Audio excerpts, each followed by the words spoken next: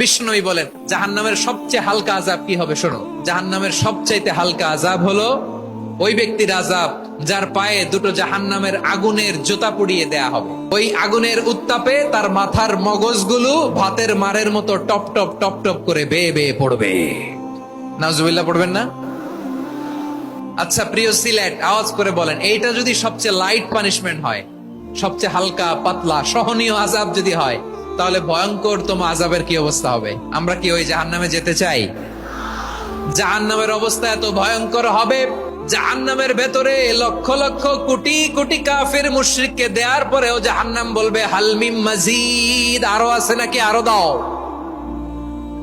কোটি কোটি কাফেরের দল, মুশরিকের দল, সীমা লঙ্ঘনকারী দল, তাদেরকে যখন জাহান্নামে ফেলা হবে, বড় বড় পাথর খণ্ড জাহান্নামে ফেলা হবে, তারপরও জাহান্নাম বলবে হাল মিন মাজিদ, আরো আছে নাকি, দাও, আরো দাও, আরো দাও। আমার ক্ষুধা নিবারণ হয় নাই।